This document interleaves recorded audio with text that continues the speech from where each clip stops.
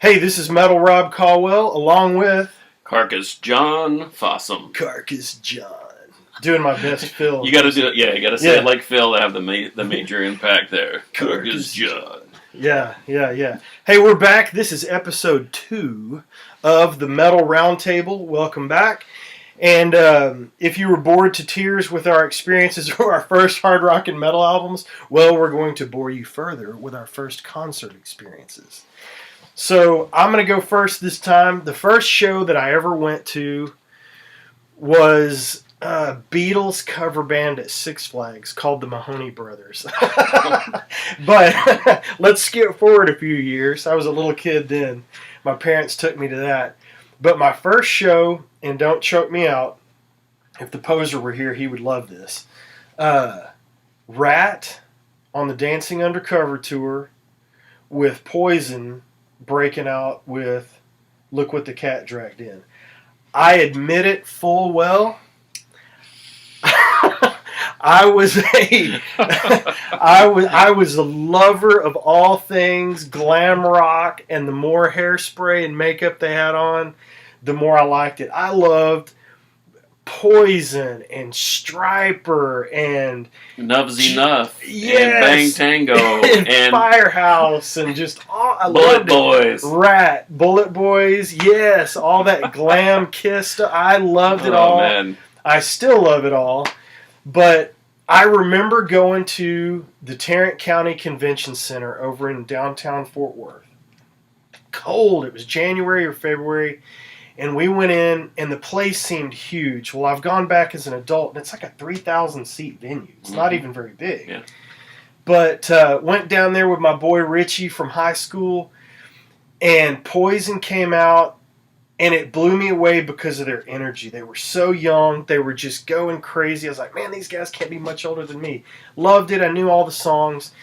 And then Rat came out, and it's funny what you remember as a kid as being so huge and epic, because I've gone back and I've listened to audio from that tour, and they were not good. But I remember it being this huge epic event, and the t-shirts and everybody just, all fixed up and going out to the concert, and it was so loud, and the lights, and I was just blown away. But that was my first real hard rock or metal concert. What was yours? Well, to your point, once again, we've talked about open our ears, open our minds, open our hearts to music. And I have to admit, I saw Poison open up for Kiss when I first moved up here to Dallas, and it was their 20th or 25th year anniversary, and I thought they were killer.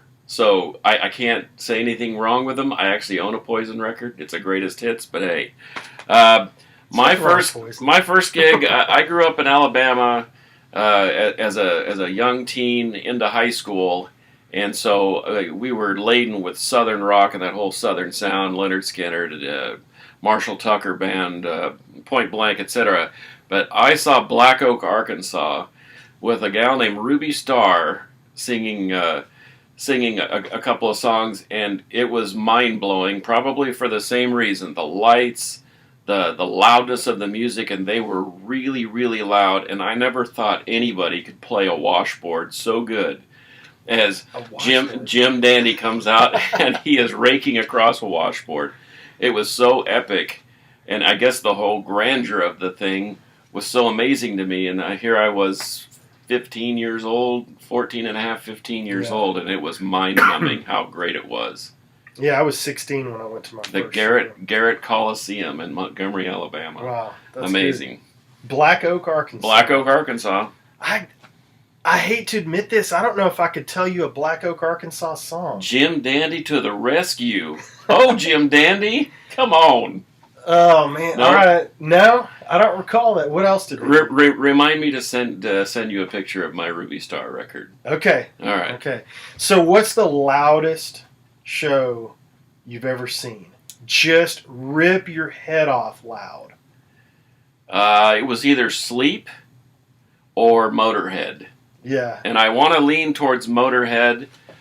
R.I.P. Rest in power, Lemmy. I never saw Motorhead do a bad show ever. I've seen them probably a dozen times.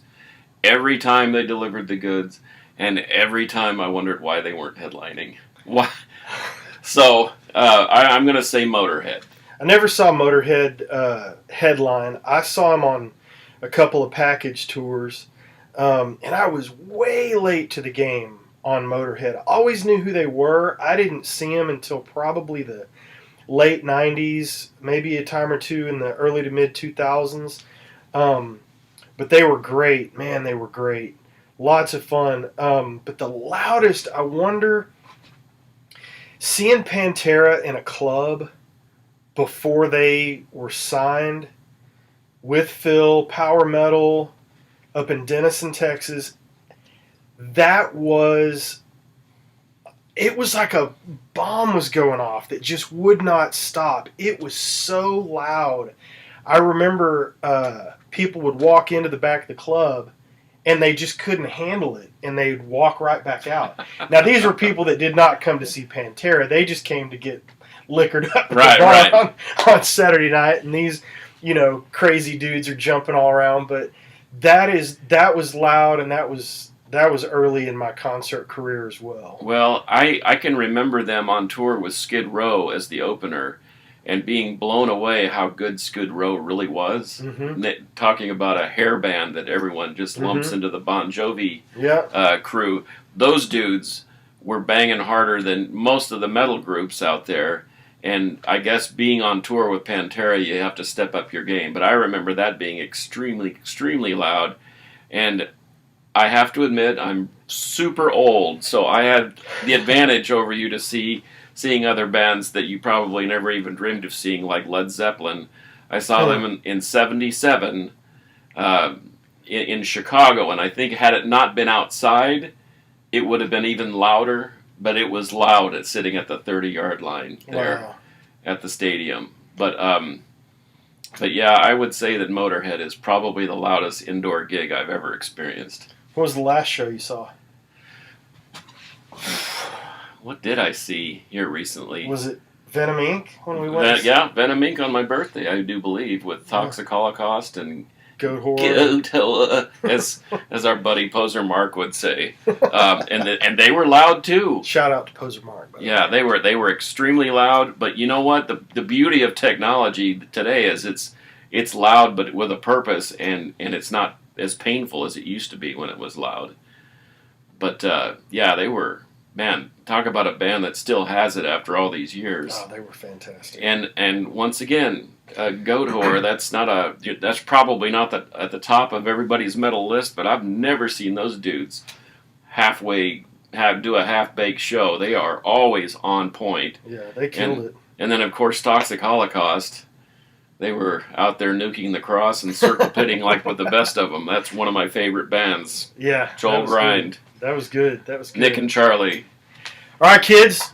That's it for this edition, episode 2. We will be back very soon with more new, fresh metal to talk about. We'll see you next time. Tell us your concert stories in the comments. Metal will prevail.